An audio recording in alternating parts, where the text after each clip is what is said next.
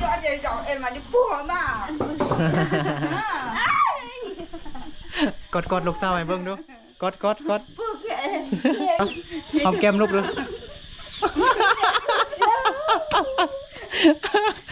อีแม่ฮักลูกแฮงเด้เนาะ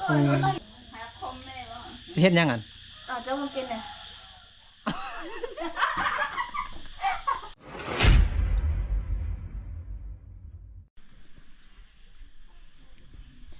สบายดีพี่น้องหมดทุกคนที่เข้ารบฮักแพงเดือนยินดีต้อนรับเข้าสู่2เบาดึกเผาไพลตอนนี้เบาดึกกำลังจะเดินทางไป5น้องนุเนาะจะไป5น้องนุอยู่บ้านอยู่เฮือนพุ่นแหละพี่น้องแต่ว่าพอดีเบาดึกมาฮอดหมู่บ้านเนาะหมู่บ้านซื้อบาทห้วยสะแงมเมืองสัญญบุรีแขวงสัญญบุรีสปปลาวเด้อพี่น้องเนาะเบาดึกพอดีเจอใส่น้องนุเนาะน้องนุมานำโมคนนึงเนาะเพื่อนไปไทยฮูบมาว่าสันพี่น้องเนาะพอดีจะไปหาน้องนุอยู่บ้านอยู่เพื่อนคนแหละพี่น้องเนาะแต่ว่าเจอใส่น้องนุอยู่นี่ไปหรอโมเจหรอเดี๋ยวมานี่ก่อนมาใส่หมวกเลยอาจีฮาจีเป่าไปเจพาอยู่เงินสบายดีก่อนจะกินตำมะฮุงมันหอนเนาะเขาค่ายเท่าไหร่นี่นะมะฮุงนี่นุฮะ3,000อันนี้3,000ถือเถอะ3,000ประมาณ4 บาทหรือว่า5 บาทพี่น้องเนาะแล้วน้ำส้มมันดิ2,000ประมาณ3 บาทปลายพี่น้องเนาะเอามื้อนี้คือว่าแต่งตัวงามแท้ไปยังมาไปได้ฮูบมาเมาแห้งได้บ่ได้ยินเด้นาย FC ว่าเอาน้องหนูคือว่านั่นแท้มานี่ก่อนโอ้ดำหมดเลยเนาะโนเดี๋ยวเอาขนมให้น้องหนูไปดึงก่อนน้องหิวไปนั่นบ่เดี๋ยวไอซีอยู่เงินทาเด้อโอเคเอาบ่มีหยังฝากบ่มีหยังตอนซื้อขนมมาหน่อยนึงมาตอนโอเคเดี๋ยวเราไปบ้านน้องเลยเนาะไปเฮือนเนาะโอเคไป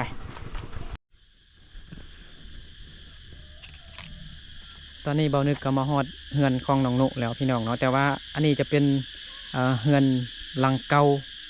ตอนที่เบานึกมาถ่ายคลิปทำอิฐพี่ดอกเนาะอยู่นี่เห็นบ่เพิ่นดุดสีเฮ็ดเฮือนใหม่อยู่นี่เนาะแต่ว่าตอนนี้แม่น้องนุเสาเฮือนในคูอยู่พุ่นพี่น้องเนาะอันนี้จะเป็นเฮือนไว้ของน้องนุ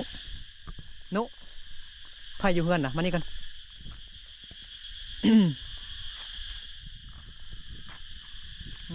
มันนี่แต่งตัวโคตรงามเลยไปถ่ายรูปลิ้นว่าสันแล้วก็ไปซื้อขนมกินบ่แม่นซื้อมาอย่างตำบักหุ่งอายก็ลืมซื้อของกินมาให้น้องสิกินละล่าบ่หรือว่ากินกับเขาส้มตำนะกินกับเขานุพ่อแม่เด้ไปสายอยู่เฮือนแล้วคือปิดตู้ไว้เด้คือว่าล็อกตู้ไว้เด้เพิ่นรับพักผ่อนแดดฮ้อนแห้งพี่น้องเนาะตอนนี้ก็เป็นเวลา11 โมงเนาะเดี๋ยวไปเฮือนน้องนุเนาะไป บ่นึกก็พอดีไปบ้านพี่น้องเนาะมีเรียกอยู่บ้านเนี่ยก็พอดีมาเวนำน้องนุแล้วก็บ่นึกก็ซื้อขนมมาตอนน้องลืมซื้อของกินมาได้เมื่อกี้เดี๋ยวคันมีของกินอยู่บ้านบ่นึกจะตอนกลับแล้วบ่นึกจะซื้อมาอีกเนาะโออาจี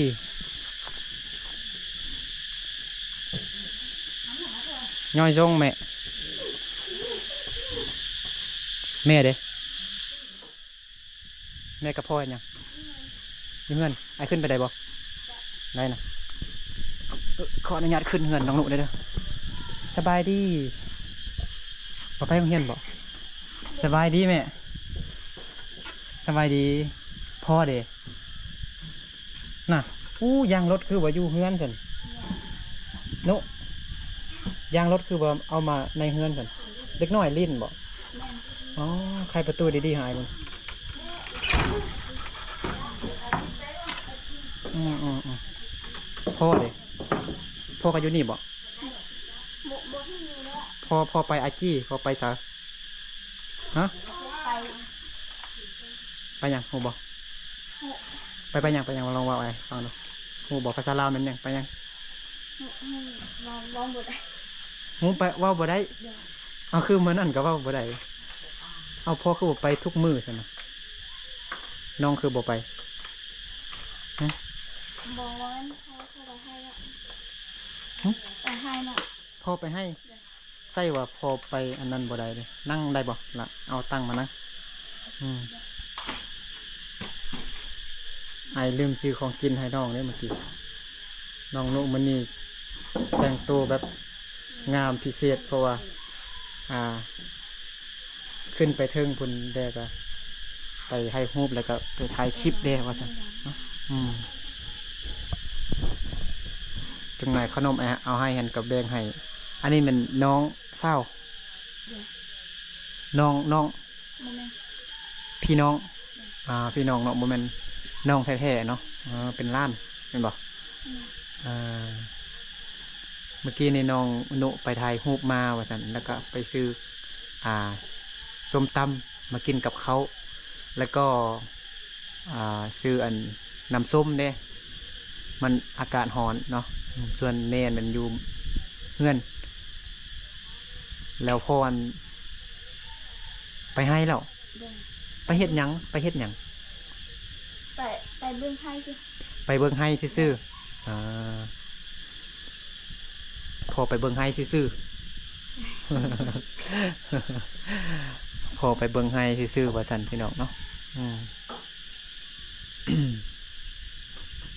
อันน้องนุครอบครัวน้องนุกับนึ่งเขาเหนียวกินบ่นึ่งบ่นึ่งเขาบ่หวดนึ่งเขาบ่นึ่งเขานี่นึ่งเขาบ่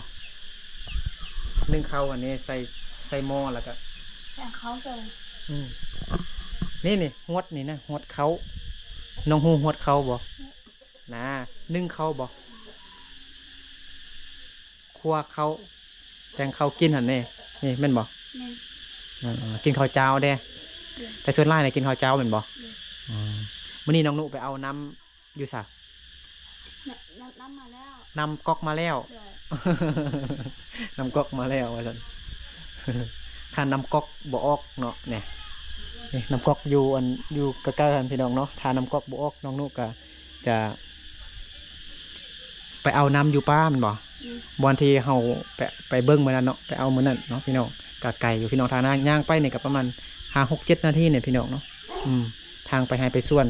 จะมีทางรถใหญ่ไปเด้รถซิ่งรถไทยพี่น้องเนาะแต่ว่าน้ำนี่เฮาน้องได้ต้มบ่ต้มกินแล้วบ่กินดิบเลย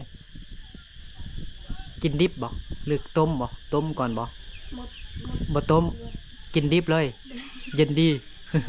แต่ต้มเลยเด้อกินดิบแล้วก็ต้มเลยยันมันมีพยาธิอยู่แม่น้ำลำธารทางเนื้อพุ่น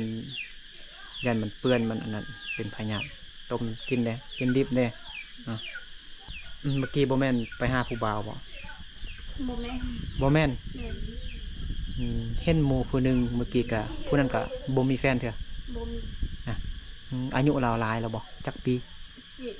18ดิ 17-18 ปีอ๋อน้องนุแท้อายุยังน้อยอยู่14-15 ปีเนาะ14โดย14 ปีน้องนุ14 ปีอย่าฟ้าวมีแฟนอย่าฟ้าวเอาผัวเธอเด้อ เดี๋ยว ยังน้อยอยู่เฮ็ดเวียกบ่ทันเป็นบ่ฮู้หยังเธอเด้ยังน้อยอยู่มีแต่อยู่นำพ่อแม่เฮ็ดเวียกช่วยพ่อแม่หั่นแหละเด้อพ่อก็มีแต่ไปเบิ่งซื่อๆดอกไปให้ไปเบิ่งให้เบิ่งสวนซื่อๆแต่ว่าเพิ่นออกแรงงานบ่ค่อยได้เพราะว่าพ่อของน้องนุก็อายุประมาณ70 ปลายปีบ่ล่ะว่า60 ปลายหรือ70 ปลายเนี่ยพี่น้องเนาะเบิ่งพ่อน้องนุก็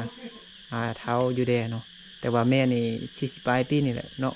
หรือว่า50ปลายบ่ฮอด40ปลายนี่แหละเบิ่งแม่น้องนี่ยังนุ่มอยู่เด้แม่กำลังเฮ็ดหยังอยู่พุ่นเข้าไปเบิ่งได้บ่ ได้ แต่แม่บ่อนุญาตติไม่ให้เบิ่งบ่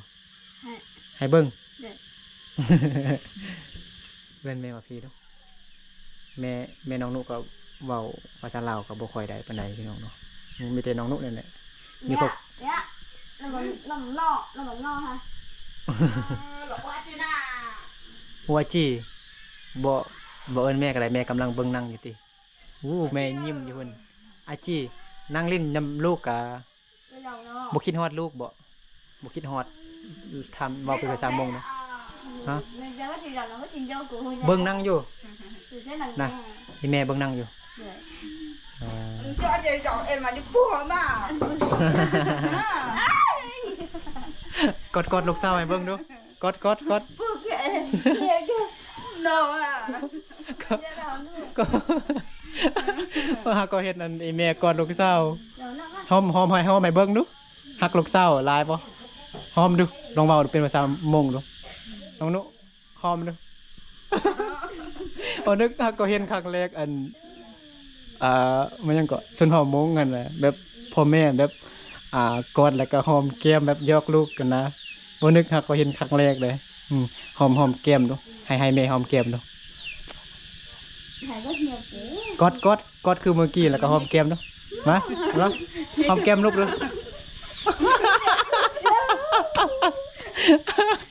อีแม่ฮักลูกแฮงเด้เนาะ Nó có gì rồi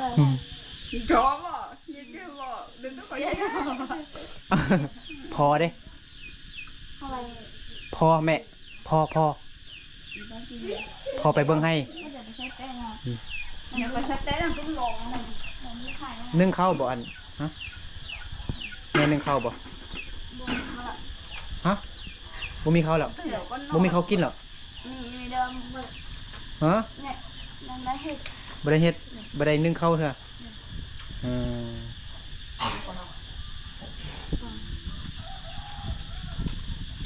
น้ำส้มแบ่งให้แม่กินได้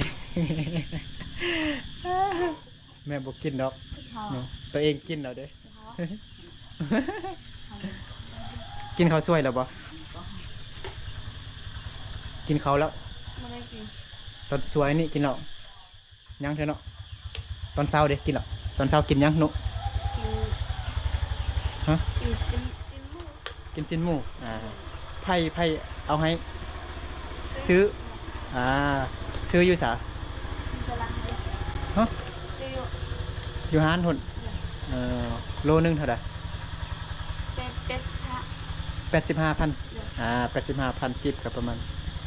100 กว่าบาทพี่น้องเนาะcô có mệt à hờ này บ่มีข้าวบ่มีข้าวกิน Ừ มีอยู่ Được ใส่บ่อันสุกนะข้าวสุกนะ มีอยู่สาอยู่หม้ออันฮะให้ไปเบิ่งได้บ่ค่ะนี่ขออนุญาตเข้าเฮือนน้องนุอีกตึมเข้าเลิกๆอีก เมื่อกี้ว่านึกก็อยู่อันทางนอกนี่ไอ้นึกจะกินข้าวนะไอ้กินอยู่นี่ได้บ่ Đấy มาตักมาให้กินได้แม่กินนำกันเนาะเอาเนาะนี่ข้าวเจ้าพี่น้องเนาะน้องนุอันหุ้งไว้แล้วเด้ไผ่หุ้งเขาไผ่นุไผ่หุ้งเขาน้องบ่ไผ่เฮ็ดนี่ Ngon hết น้องเฮ็ด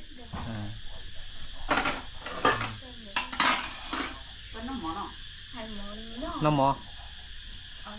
Nó được hành tâu luôn là hành mê mà hành điên mà hành không mê mà สิเฮ็ดหยังอัน Ở trong một kia này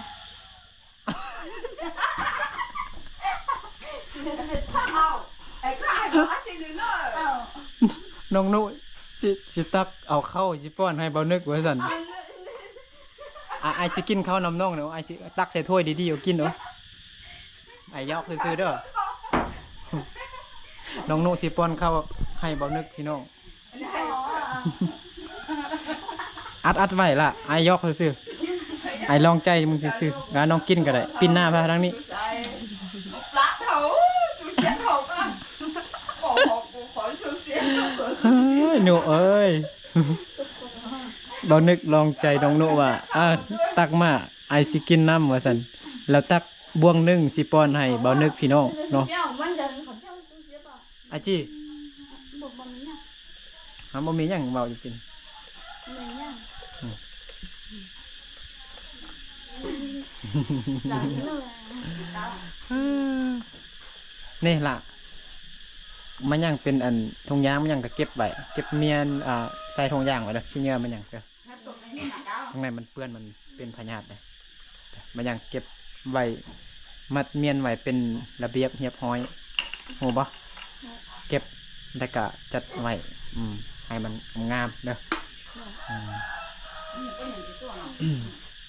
อย่าฟ้าเอาผัวเธอเด้อ เป็นยังไงนั้นจ้ะ เพิ่นเนี่ยอยู่นี่อันนี้มันเขาซ่านบ่เขาซ่านนี่ไอ้กินไหนบ่ ได้ เอาไอ้กินมึงดู มีว่าเห็นว่าคือมันนอกเลย ยอกซื่อๆ น้องโนคิดว่าเบานึกเบาเทเบานึกยอกน้องโนว่าอันนี้เขาซ่านนึกสิเบานึกกินแน่ว่าซั่นน้องโนก็สิเอาเขาซ่านให้กินแล้วบัดนี้ให้เฮ็ดหยังก็ฟังความหมดเลย หนุปิ้นมาทางนี้หนุปิ้นไปพูดเห็นหยังเพื่อนเบิ้งอยู่นี่ผู้บ่าวเบิ้งอยู่ แต่ว่าน้องหนุยังน้อยอยู่อายุยังน้อยอยู่14 ปีจะฝากเอาผัวนั่นเถอะเด้อแต่ว่าบางคนนี่เอาแล้วบ่หมู่น้องนี่เอาแล้วบ่บางคนเอาแล้วเนาะบ่14-15 ปีนี่บางคนหมู่ของน้องนุก็เอาแล้ว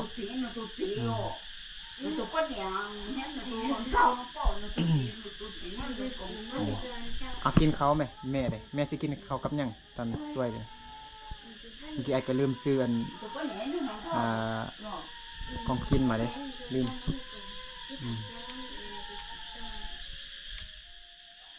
โอเคเดี๋ยวไอ้กลับก่อนเลยแม่ไอ้กลับก่อนลูกกลับก่อนแม่ลูกกลับก่อนเด้อแม่ลูกมัวเจเด้อมัวเจเด้อบ๊ายบาย สำหรับคลิปนี้ก็บ่มีหยังหลายเนาะมายามน้องนุบุดเดียวซื่อๆเนาะเป็นทางผ่านเนาะทางล่วงบ้านของน้องนุก็ติดอยู่กับทางใหญ่ทางล่วงพี่น้องเนาะบ่นึกก็เลยแวะมาหาน้องนุบุดนึงแล้วก็เบานึกก็จะเดินทางต่อไปบ้านพุ่นเพราะว่าเบานึกก็มีเวียกอยู่บ้านน้อยนึงพี่น้องเนาะ